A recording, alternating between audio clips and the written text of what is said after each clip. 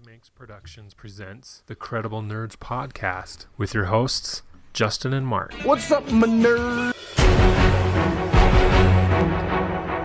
What's up, nerds? Hey guys, how's it going?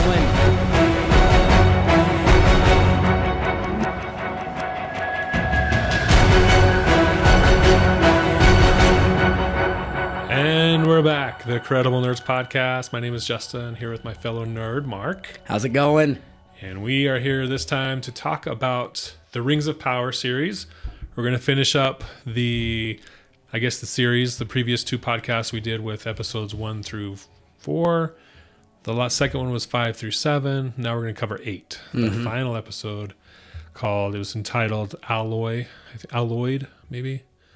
Alloy or Alloyed, I can't remember. But so Rings of Power, we get to it. We get why it's called the Rings of Power, because we see the Rings of Power finally in this episode.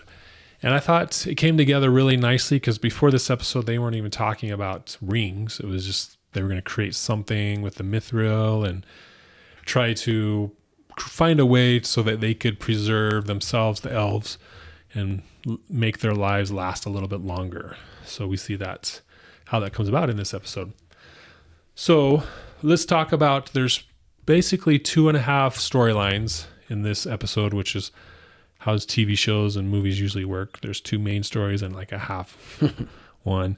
And so let's talk about the storyline about the stranger and the Harfoots, because that's contains one of the biggest mysteries of the series of this season that was finally revealed, at least to some.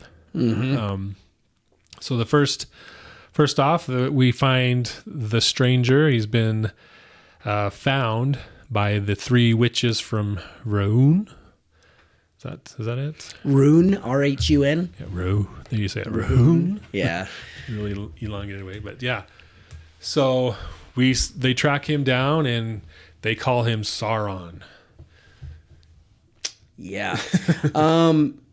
This is so crazy, right? Kind of a cool build-up. Right. Because we see kind of something about them. They are wraiths, or they're not, or they're something, right? They're like wraiths. Yeah, they're magic users. Yeah, definite magic users. We see that they have to use staves, right? Which is, pretty key to what we've seen from other wizards and, whatever. So that was cool. Man, I'm still trying to wrap my head around what they are, who they are. I've been reading different theories and stuff like that. Is there stuff out there about those guys from Rhun, from the east? We don't know much about them. Yeah. We do know that that's where the blues went, that they went to the east. I don't know if it actually says Rhun. It might actually say Rhun. I can't remember. But it is one of the strongholds in the east for Sauron. It played a big cornerstone for Morgoth in the First Age. So it does have some history there of being a supporter of Sauron. Yeah, they knew about him because they knew the name. They were looking for him, and they assumed it was him, the stranger guy. And one thing I found curious is like the staff the one had, it was very symbolic to the eye of Sauron that we see later. It has the circle in the middle with the 2 things on the side, like from the Lord of the Rings trilogy movies. And then the one had like the mask thing that kind of looked like the thing from the mouth of Sauron from the movies, if I remember correctly. Yeah. So they were kind of had this vibe, I guess, of Sauron from the movies, the Lord of the Rings trilogy movies.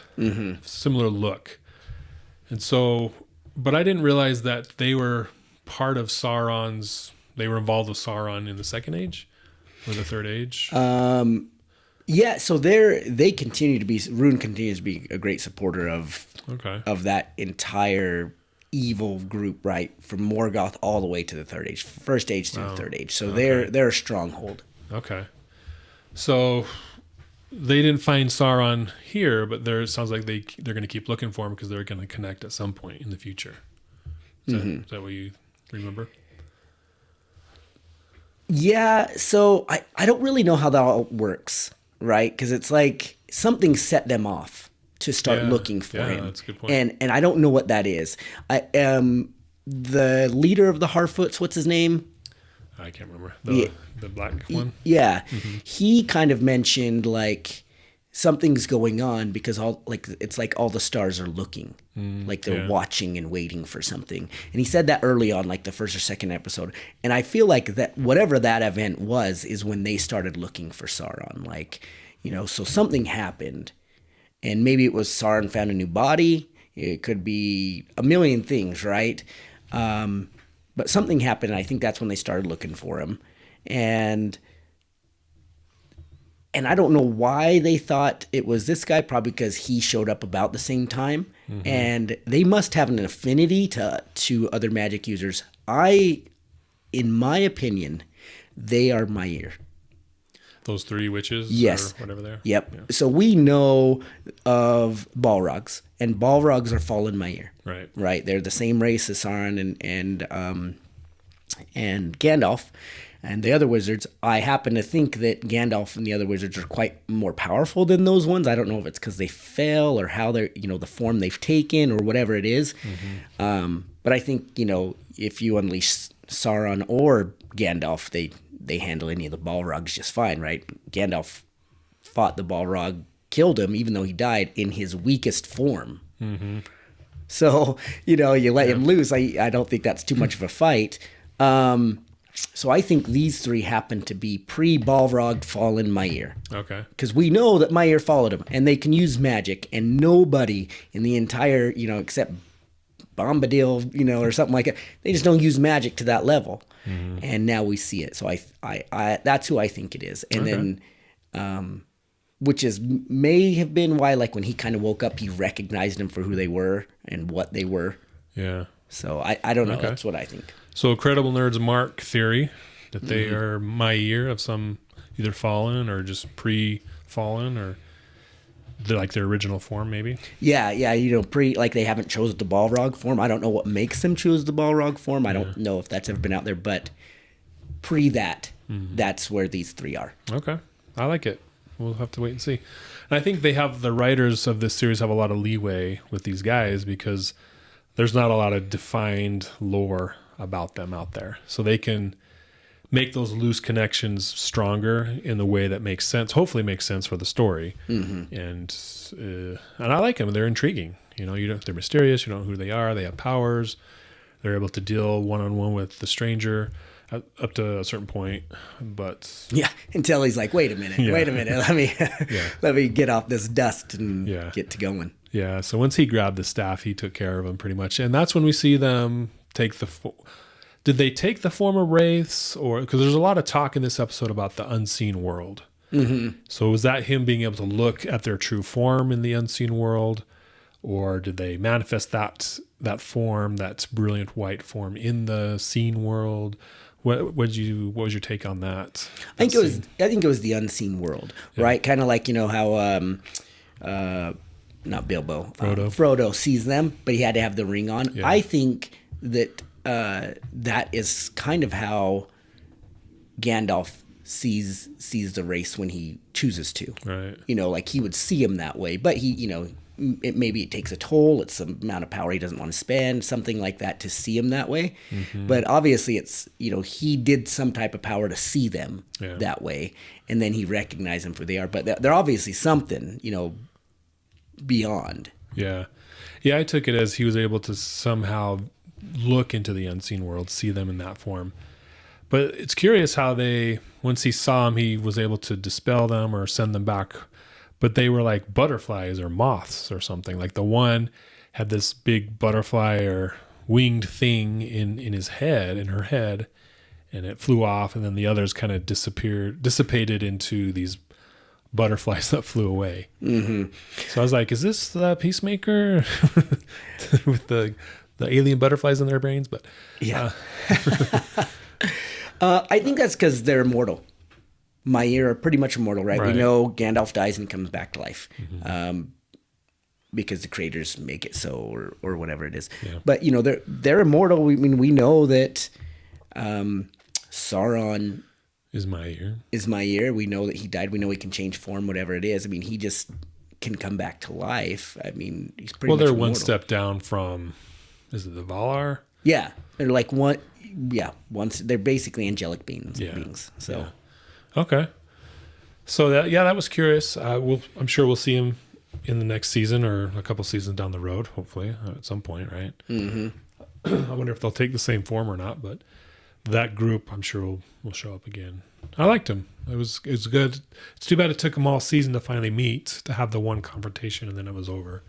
Yeah, quick. I mean, it was quick, but it was pretty cool. Excuse me. Like you said, I wish we would have seen a little bit more of them. Got a little bit more what Rhun is, where they're from. Just something. Yeah. Do you think that will? Because at the end, the Harfoots, they come back and they regroup, and the stranger's there. And they're like, well, he's like, I'm going to Rhun. I need to go there and find out what's going on. And then the one, Nori, goes with him. So I'm assuming we'll see Rhun in the next season. For sure. I mean, you have to, right? Because there's a lot that still has to happen. If you've kind of follow along with the actual story, Forgotten Tales and such, that deals with the East. We're going to start seeing some wars and battles.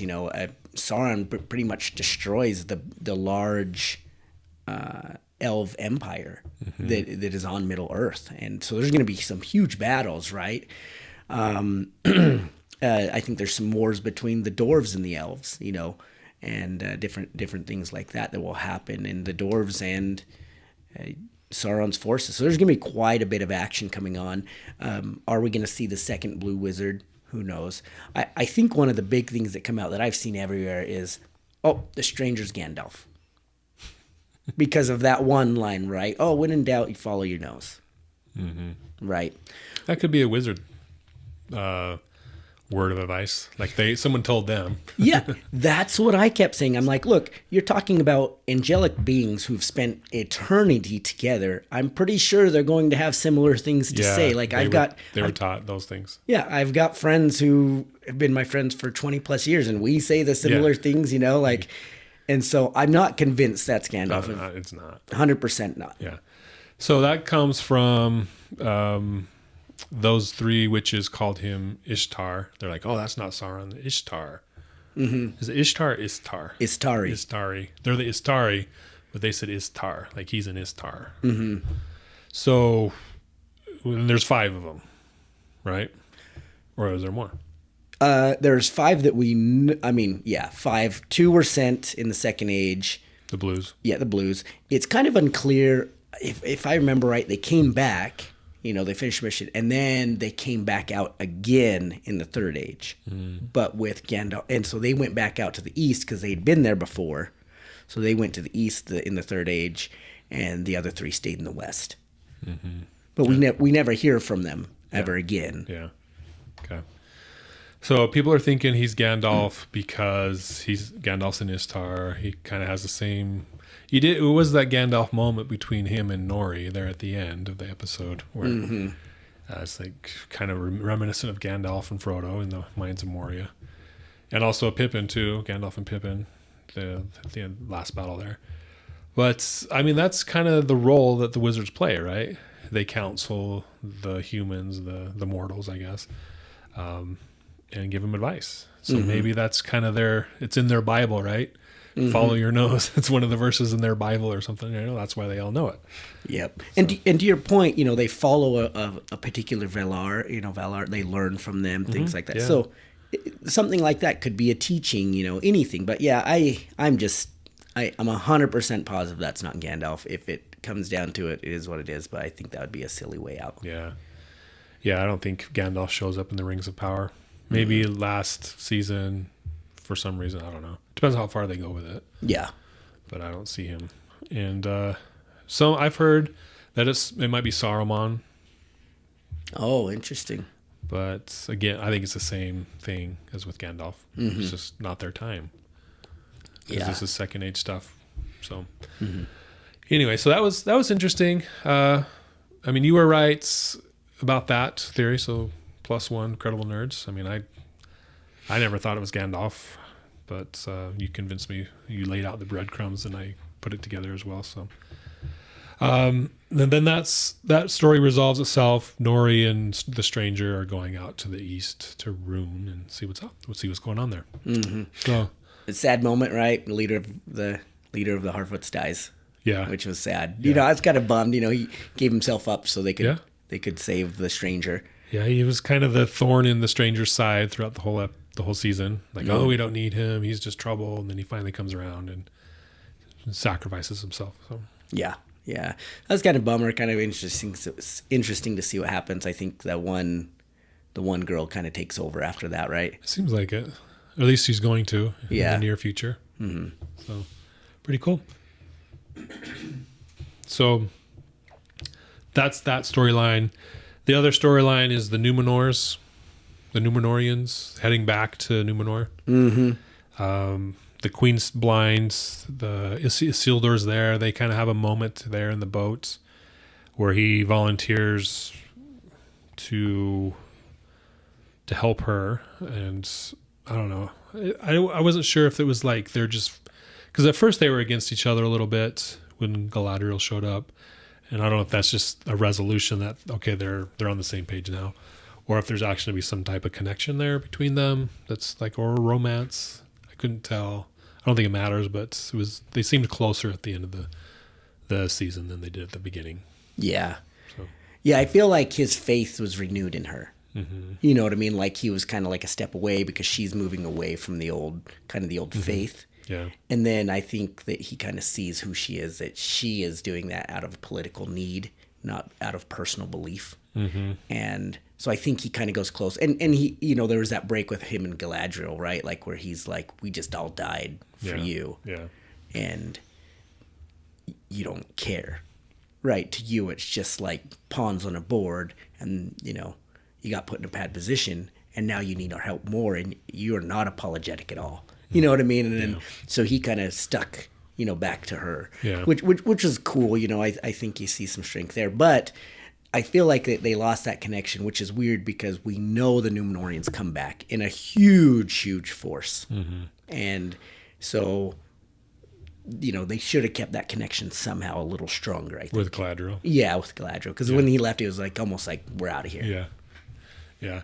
Well, they did say that, I think it was the Queen said, we're going to come back. We're going to come back with more people. We're going to, take it to them. We're going to get our revenge. Mm-hmm. In the last episode, that something like that was said. And then I also felt like when the Queen was able to be removed from Numenor out of that political environment and be with the people and kind of see what really matters, what, helping other people, helping these low men and, just being part of Middle Earth. I think she changed as well.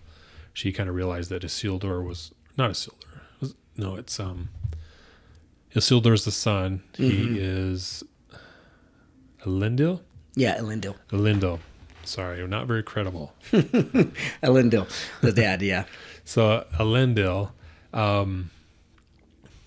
that he has what he was talking about at first in the beginning of the season. He was kind of on point. That she needed to kind of change her perspective on things is what I saw her realize at some point through this journey. Plus the hardship of not being able to see again, and she has to rely on Elendil. Mm-hmm. So, and we don't really see the humans, the low men anymore. The one black elf, Arondir, and the humans that he's hanging out with. They're not. We don't see them in this episode, so I don't know what their storyline is going to be next season. Yeah. Or the orcs. Yeah, kind of weird, right? Because where they are is technically part of the East, right? That Mm-hmm. they become as Mordor. Yep. And so we don't really see any of the Western people. Yeah, that's a good point. People from the West. And I know like this is pre Gondor. Mm-hmm. I think technically Rohan's around, but it's not called Rohan. But I think those people are there. I just don't know what everyone's doing. Like, I don't know if you're going to bring them in somehow, or it's just strictly going to be Numenorians and, mm-hmm. Elves, and then... Yeah. I think that's one criticism I do have of this show is you don't really see... You see some really cool things, but you don't see like a broad spectrum of, like you said, these other people, who's, who's hanging out in Rohan. You know, the men of the West, you know, the other elves that are hanging around. You know, we just don't see them. And I don't know if we needed to necessarily, but it would have been good to like acknowledge, talk about them or something. Yeah, I don't think it's really their struggle yet. I think it becomes their struggle in the Third Age. Yeah. Right. Okay. You know, kind of, you know, Second Age was all about the elves, and the elves pretty much get destroyed. The Numenorians pretty much get destroyed, you know, from their island and then to their different, you know, like Fornost and all those other countries, you know, they all get destroyed and taken down in the Second Age. So I feel like the time of man is the Third Age. That's their war. The first and Second Age are elves and everyone else. Gotcha. That's kind of how I feel it is. So we might not see a lot of humans, you know, because it wasn't really. I mean, I know they kind of assisted them, but it wasn't their war. Yeah, that's a good point. Okay. Well, then also on Numenor, the king is dying, and so they've commissioned all these artists to do portraits to see which one's the best. And then Elendil's daughter is there, you know, she was chosen and was drawing the portrait. King wakes up and has a moment of lucidity, is able to make sense. And well, first he thinks it's his daughter, the queen. So I guess he's not entirely lucid, but he's able to talk, get up. He gets out of bed, and he takes her to this area. It's like, you know, there's these things, go look at it, but don't look at it too long, because that's what I did, and now I can't determine what's real and what's not because I looked too long. At the Plantir, right? Yeah, at the Plantir. So all we see is her walk up to it, and I think she pulls off the cover and stares at it for a second. So we don't know what happens after that. And then right after that, the king dies. So I was, on the second rewatch, I was like, does that mean something happened? That she killed him? Or, I don't know, something happened, then he died? Or did he just die of natural causes finally? I think you just assume he died, right? He said what he had to say, and then he died. Showed her the orb, so then she comes back to it later. Then she's involved somehow there with the Palantir. Okay. But yeah, they showed it, so they're going to come back to it, or else why even show her looking at it, right? Yeah. It's going to be something that comes of it. So the Palantir are kind of weird. If you've ever read the history of them, there's actually a few of them. I think there's like 5 or 7. Yeah, 5 or 7. I can't remember, something like that. And a lot of them were lost. Like some of them were lost in the sea, but they're not all accounted for. And you hear Gandalf say, right? The lost seeing stones aren't all accounted for. You don't know who can be watching. Yeah. So you always assume that Sauron has one, because when we see them look at it, or when, you know, Gandalf puts his hand, you see the eye of Sauron. He can either access them somehow, or he has one. Yeah. Well, Saruman was talking to Sauron. That's how he started building his army, right? Mm-hmm. And so you assume he probably has one at this point. And so, you know, what did she see? Well, she's definitely against them going out to the west. You know, the sister is like, why were you going west? Yeah. So I wonder if we see that change. Like, no, you need to go there because, you know, she sees Sauron and what's going to happen, and et cetera. So, you know, hard to say, but that was a pretty cool part, actually, I thought. Yeah. And what we've seen so far, what we know so far of that, at least the one in Numenor, because Galadriel touched it earlier in the season, and she saw the downfall, like this big tidal wave coming in and crushing, drowning Numenor. So she sees the end of Numenor, and the Queen alluded to that she saw that as well. And I think one of the cold openings of one of the episodes was that happening. So maybe she saw that, or something else. I mean, yeah, I wonder. Yeah, I would assume she at least saw that. But who's driving that? Is that like seeing the future, or is that, you know, Sauron or one of the evil forces? Because I don't think it was Sauron, because he's still in the form of the human. So he doesn't have one with him. Harbrand or something. Harbrand, yeah. Halbrand. So I don't know if it's Sauron has it right now, at least at this point in time. Maybe another evil person does. I don't know. But, so anyway, that's Numenor storyline. That's how it ends. They roll into the harbor, and the black flags are hanging, signifying that the king died. And then that's the end of that storyline. So the big storyline, the good one, is with Galadriel and Halbrand and Celebrimbor and Elrond, trying to figure out what to do. The king shows up, Gil-galad. Yep, Gil-galad. And is like, hey, we're out of time. What's your plan? And they talk about the mithril. They have the one rock, and they're going to make a crown, and that'll help them stop the elves from dying, the land from dying. But he's like, we don't have enough time. It's over. And so he leaves. But he grants Elrond 3 weeks to do something with it. And so they come up with this plan to... Initially, it was just going to be 2 rings, right? Well, it went from a crown, but then it wasn't rings. It was 2 something else, right? Like 2, I don't know, wristbands or necklaces or who knows, right? Yeah. And then Galadriel finds Sauron for who he is. And that part was pretty epic. Yeah. I think we got to see a strong test of wills. Because if you actually read into it, Galadriel, aside from wizard's powers aside, is the most powerful being on Middle Earth aside from Sauron.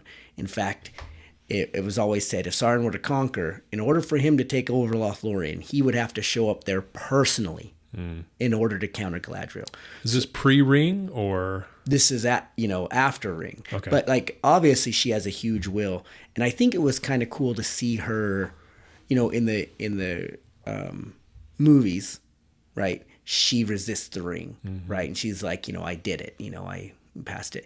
But we see her do it here too. Yeah, it was a great tie-in. Yeah, and it was like, she resisted, like he offered her, you could be like the Dark Queen. Yeah, the Dark Queen right next to me, and we can be the most powerful, and we can shape the world how we want it. Pretty much all your dreams, desires, everything the ring offers, and she was offered that, and we saw her fight against it with her will and win.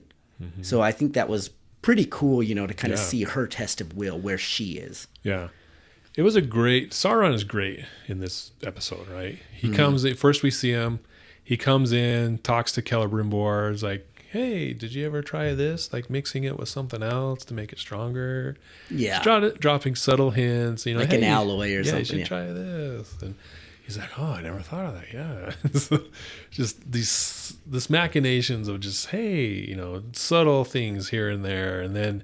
Yeah. Not too much to be suspicious, but just enough to be like, hey, I was thinking the other day, it'd be good to let me take your soul. What do you think, Yeah. And then it leads up to the part you just talked about with Galadriel, where it's like, boom, they're a strong contest of wills, and she's able to resist. And then he leaves. I thought that was curious. Like, why didn't he just kill her right then? Like, after she resisted and she was laying there in the water. Like, wait, obviously the story doesn't let it happen, but, why did he just end her right there? I don't think he could. That's why. I think we saw how she was affected, but I think her resisting had an effect on him as well. Like she ends up in the water, and she doesn't know how she got there, right? We don't know if he pushed her in or whatever it is, but something happened to him too. Yeah. There was an effect on him, and so we don't know what that was, but I think that her resisting and her fighting with her will did something to him, and I don't think he could. I don't think he was in a position to do that. So maybe he passed out and was super weak too, and then... left. Yeah, because that was a complete battle of wills. There was no power. There's no fighting, and so I think that that he had to leave. Like it's like, I can't defeat her. I can't make her join me. I've got to go. So I think that's what we saw. Okay, that's a good point. I didn't think of that. So yeah, she's able to resist him. She goes back to the other 2, and Celebrimbor's finally figured it out, and she's like, no, we're not making 2, we're making 3. And like one is, she laid it out, one is too much power or something. 2, I can't remember the phrase, but you got to have 3 to have the balance. And so they're like, yeah, that's a good idea, we should do that. And so then they use those gemstones, they got to get the dagger that she carries from her brother, because it has gold and silver from Valinor. It has to be the purest metal to be able to bind with the mithril to make it that potent and that effective. So she gives up the dagger, they melt it, they add the mithril, create the rings, and they're sitting there with the gemstones on them. And there's the rings of power. You know, the title scene, I guess, the culmination of all this whole season is right there.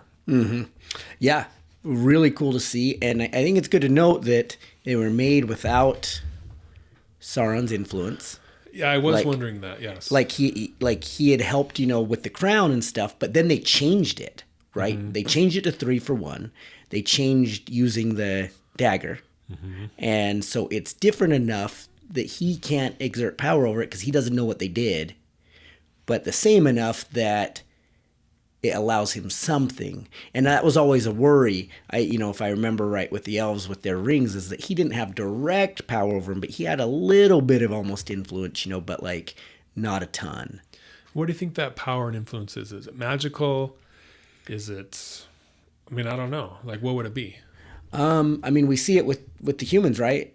Turns them into race, basically makes them powerful, makes them, I can't remember all the ways it did, like gave them magic, gave them whatever. It kind of gave them their heart's desires to rule. Yeah. But it became overabundant. Yeah. And so they gave up their souls to keep that power. We kind of see that with the dwarves, right? They get super greedy and super whatever, and then they fall. They're able to withstand it to a point. They don't turn into race, but it still affects them where they're like, we don't care about the outside world. Like, I want more gold. Yeah. Yeah, and thinking about that, back to the trilogy of movies, is whenever Frodo has the ring, there's a lot of whisperings, like, and he puts it on. It like tempts him enough to put it on when he doesn't want to. So maybe it's like that. If they have the ring on, Sauron's able to whisper to them, influence them to do things that they necessarily don't want to do, like with the dwarves. Shut themselves off and dig for more gold, right? And over time, it just builds and builds and builds, and they can't resist it over time.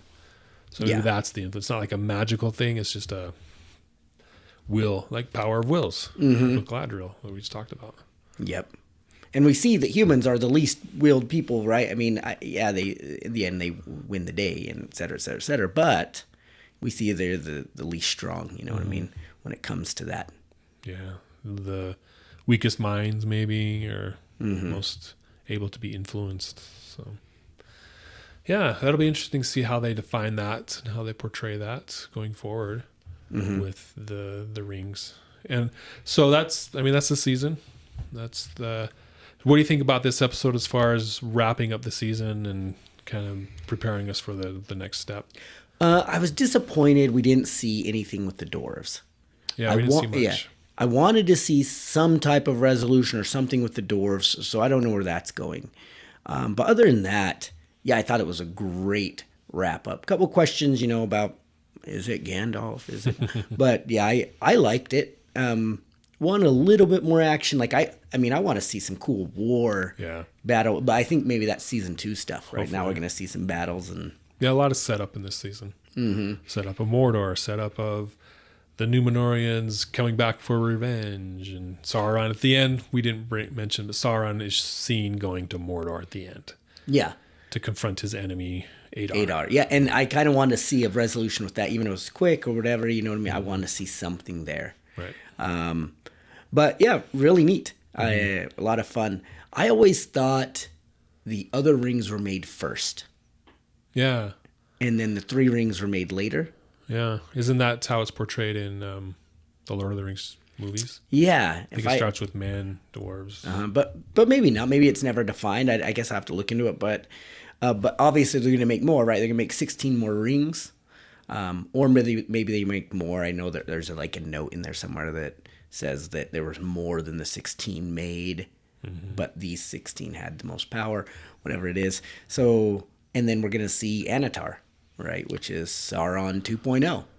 Anatar. Anatar is... So Sauron takes the form of Anatar. I think his name... Is that his name? Let me look. I had it pulled up. Let me look. His name is... Anatar. Okay. And he takes the form of an actual elf. So not a human this time, an actual elf. And he helps influence the making of the rest of the rings. And Celebrimbor and a couple other are a little suspicious of him, but he helps. And then he makes his ring, and when he puts it on, it reveals who he is. Wow. He's no longer able I don't to remember hide. that part. So. Yeah, that's in I don't remember which story that is in, but yeah, that's so we know he comes back as Anatar for sure. Okay. At some point, is that going to be season 2? I think that might be a little farther later, along. Yeah. Yeah. I think we'll see either the men or the dwarves. I think they'll go by season. Like this was the elven rings season, then the men's rings or the dwarves rings or vice versa, right? I think they'll do that by seasons. Okay. But I'm just speculating. Yeah, it could be definitely. So I mean, we'll see. I wonder how many seasons. I think I heard they were doing 5 seasons, or they wanted to do 5 at least. Mm-hmm. So a lot of time to do that if that's how many seasons we end up with. Oh yeah. As far as things I wanted to see, I wanted to see more about, like once they were introduced anyway, like Adar and the orcs, kind of where they're coming from. Like how, because Adar thinks he killed Sauron, or at least he claims it. So what is their animosity? Like, is it just power? Like he wants to be number one, and so he killed Sauron, but he should know he can't kill him. He maybe killed the body, but he can't kill the soul or the being of Sauron, right?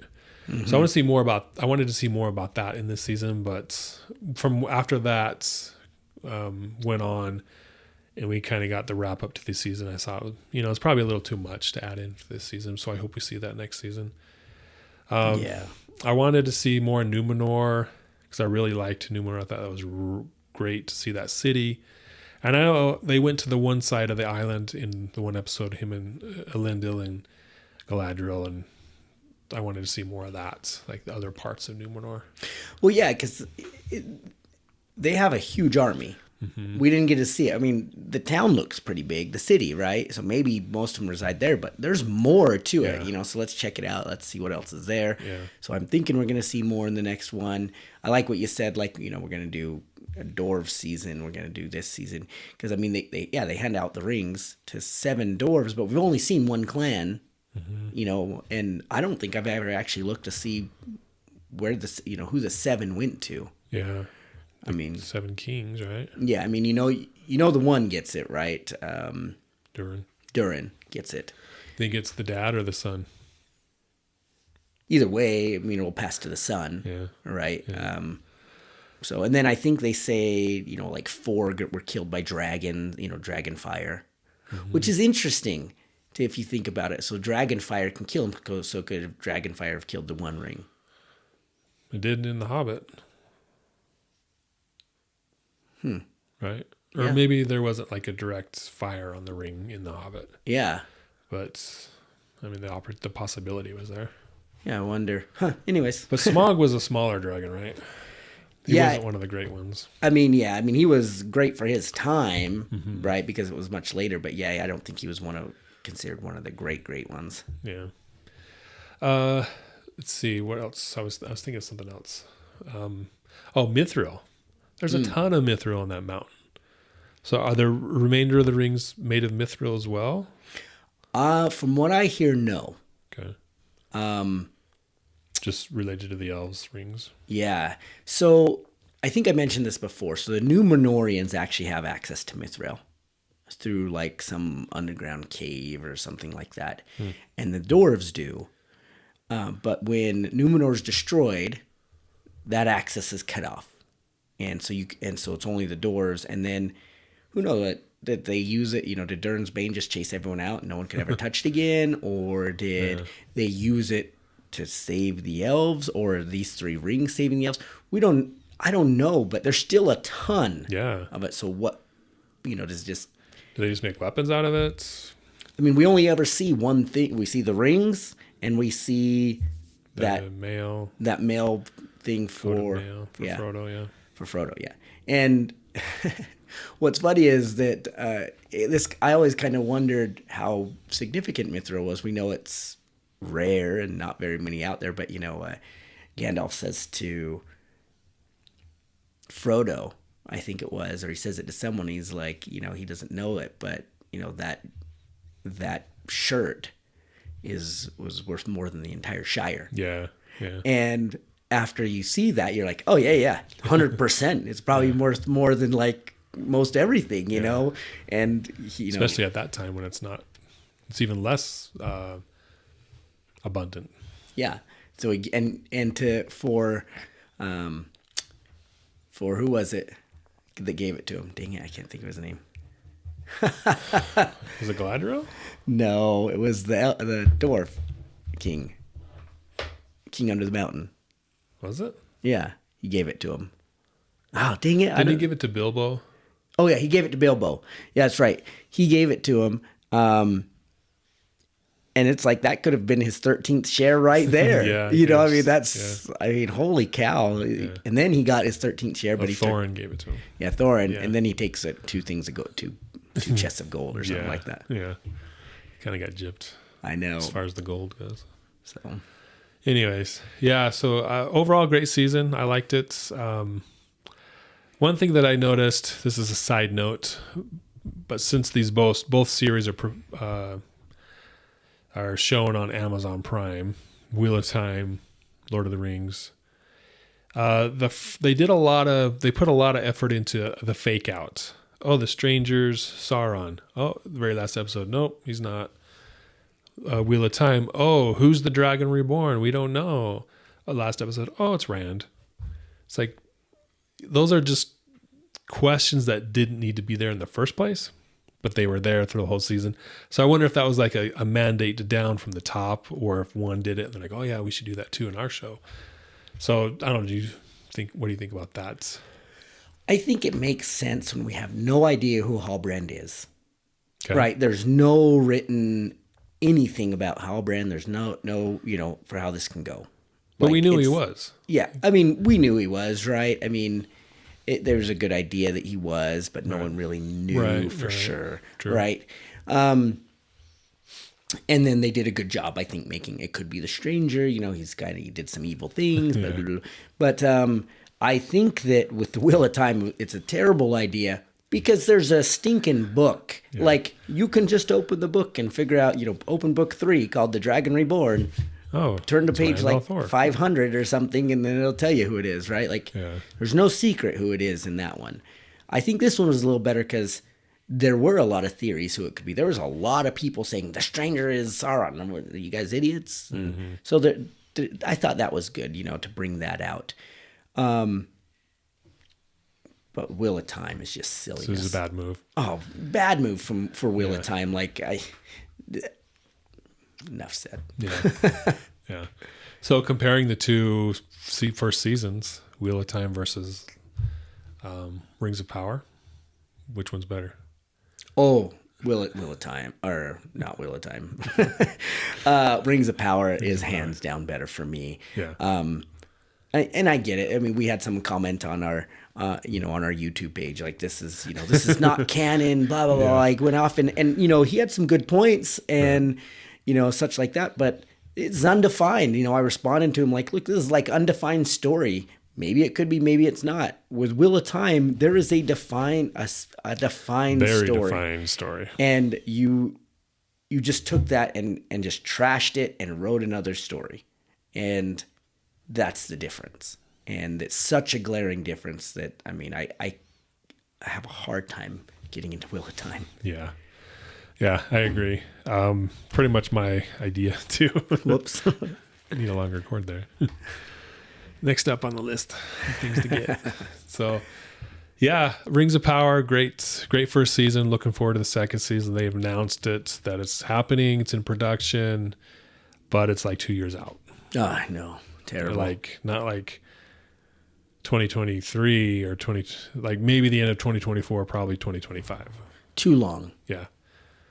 And which I don't get, because they dumped so much money into it. There should be a lot of stuff ready to go already.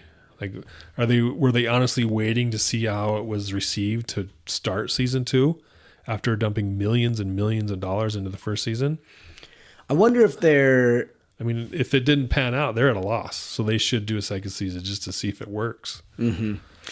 I think that they're like, okay, we got to get Wheel of Time season 2 going. Like, we've already upped it for, I think, season 2 and 3, right? Mm-hmm. And so that's kind of, like, okay, 2's coming out next. And I think we're going to see some type of other series hop in there too. And so they're going to kind of like release them. Like, okay, this one, then this one. Yeah, like what Disney Plus does. Yeah.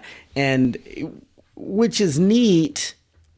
Disney Plus can do it because a lot of them like are interrelated, right? And with the movies and things like that. But this isn't. So you're waiting. There's no new Tolkien movie coming out. So you're waiting 2+ years for the next one. And I think that's a disservice to keep people interested. Like by the time it comes out, people are like, well, I'm going to have to rewatch the first season. They're going to be like, oh yeah, this show. Yeah, that's right. And then you lose interest. Right? Because all the new fans that you cultivated now, you'll have to try to recultivate them. Yeah, that's a good point. Yeah, bad move. They should have had it ready to go, if not filming already by the time this one aired. Because they're already invested big time in it. Oh, $100 million or whatever they said. Yeah, crazy. It's like the most expensive TV show ever, streaming show ever. So yeah. Anyway, so as far as grade goes, I give it a 8.5. Yeah, I'd give it a solid B for sure. Yeah, B plus right in there. Cinematography is amazing. Yeah, some of those scenes, all that technical stuff is awesome. Yeah, so great. I liked the actor that played Galadriel. She was awesome. Yeah, Rhun was awesome. If Trollocs were in this show, they'd look good. Yeah, I don't know what they did in the other one, but yeah, great show. I think there was some really weird loose ends they left open. I don't think it, like you said, it was great story building, but people want to see some action too. Let's get a little bit more action in there somehow. Yeah, I don't know what their deal is with the 8-episode season. I think the 8 episodes hindered Wheel of Time from being a little more successful, and I think it did with this one. I think 10 to 12 is what you got to do. Yeah, at least. Yeah, 10 to 12 without those weird filler episodes. Yeah, because there's plenty of story to tell. We could have told a little bit more story and had a little bit more action. Yeah, Second Age is thousands of years, so there's plenty of material or opportunities to advance the story. Yeah, I think they said the Second Age is the longest age. It's like 3,800 years or something. So, okay. All right. So we want to thank you guys for joining us here on the Credible Nerds podcast for our review of Rings of Power. 2 thumbs up, whatever, A+. Well, no, B+. So we'll be back when season 2 shows up in 2 years. We'll revisit. We actually did the Hobbit trilogy film reviews, so definitely check that out. We did those before we started doing the YouTube videos, so those are audio only, but you can find that on our website, crediblenerds.com, or if you subscribe to any audio podcast servers like iTunes, Google Podcasts, all those, you'll find the Hobbit reviews there, and they're pretty good. I like them. I thought we did a good job with them. And we were talking about doing a Lord of the Rings trilogy review series. We'll get to that at some point. There's a lot of stuff to cover, and we haven't got extended edition, 3-hour movie. Yeah, so we'll get to it. But stay tuned for more Lord of the Rings stuff in the future. But subscribe to our podcast, subscribe to our YouTube channel, like, comment. We have gotten some comments on some of the videos. We appreciate it. Even if you don't think we're credible nerds, we're just consumer nerds. We still appreciate the comments. The one guy that was pointing out, this time stamp, you guys said this, so you were not credible. Yeah. I appreciate it. No, it's good. We like the feedback. We like the feedback. Kind of like I said, I responded back, and, I get the idea that you want to be word for word and, scene for scene. But that doesn't make you not credible because you like a great show for its merits. So, to each their own. We, like I said, keep commenting. Yeah. We like it. Yeah, it's good. So, subscribe to the channel, comments on what you think, and we'll respond. We always do. So, thanks, guys. Have a good time in the next 2 years waiting. Reread the Silmarillion, reread the trilogy, reread the Hobbits, read the appendices, because that's where all the info's coming from. But, yeah, nerd out with Middle-earth. It's a good time. So, thanks, guys. We'll catch you later. Hey, we'll see you guys.